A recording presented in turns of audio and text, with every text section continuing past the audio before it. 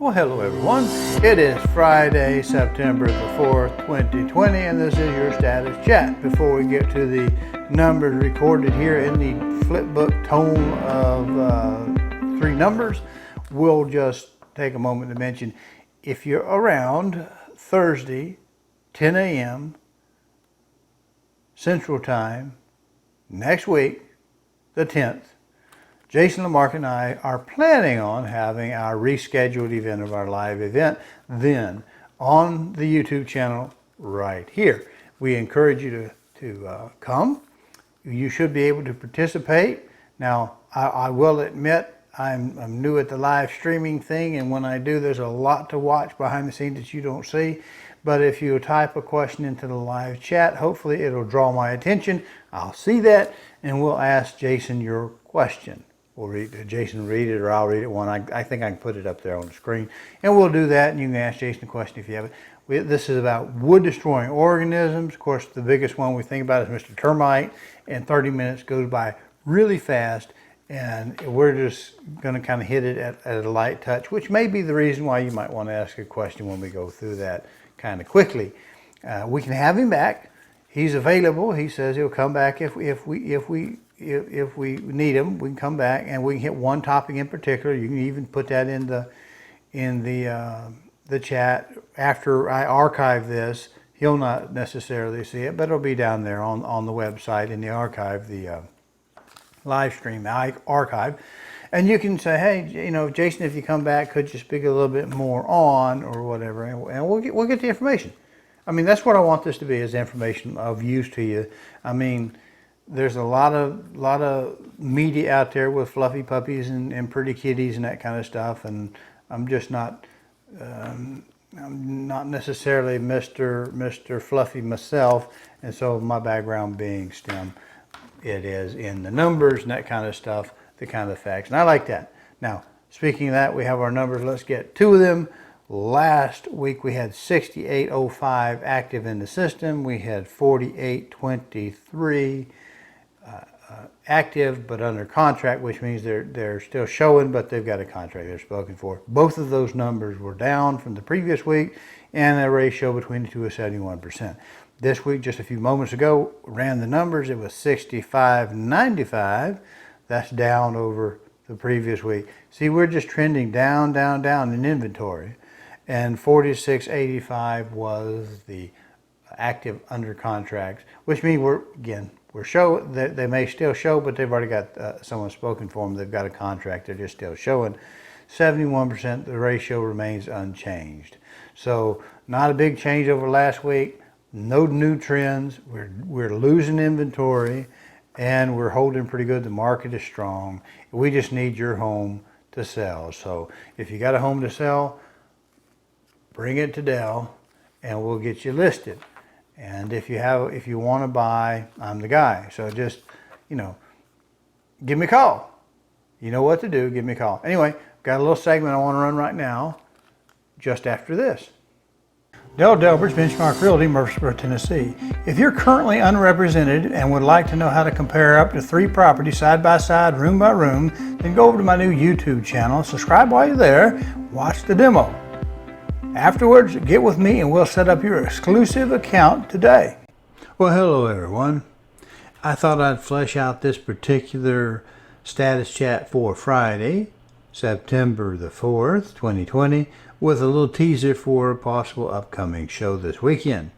Now, what it'll be on is media bias, how to kind of recognize them, not necessarily to pass judgment on good or bad, but just simply to recognize it so you have an idea if it's shaping the information, what kind of flavor to put on there.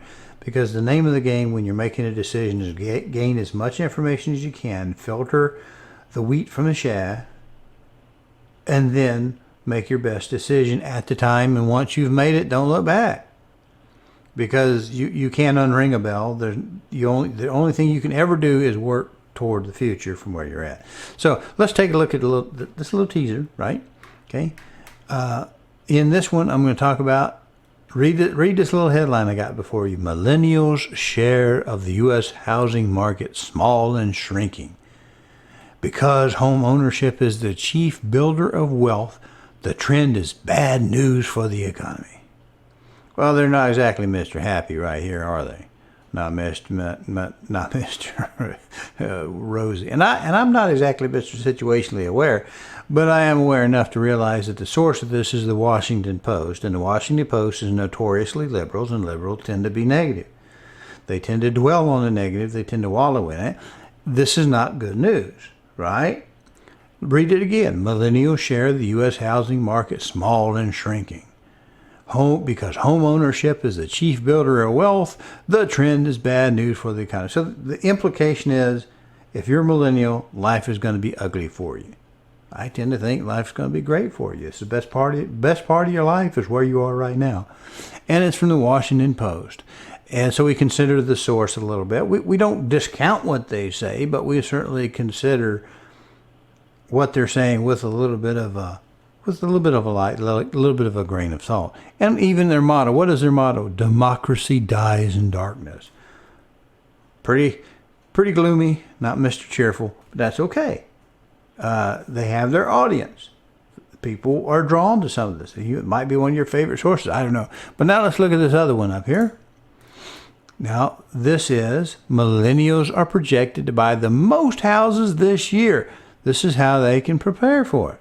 That's a little bit more positive, isn't it? Yeah, we're buying, we're moving on to the next stage of life. And we go through there and we look at it, and they've got a little chart here. It shows that see the purple, the light purple where the little flag is, 51% millennial. That's most of them. So isn't that a good thing? I thought Walpo said that we were going to have a shrinking market in a smaller part. Well, that doesn't make sense, does it? Right? And of course, Gen X and of course, baby boomers there. And baby boomers having the smaller piece. Because baby boomers already have their house, so they may refinance, but they've already got their house. So it looks like we're still, the Gen X is there, and then we have the millennial, that's where it's at. That could be you.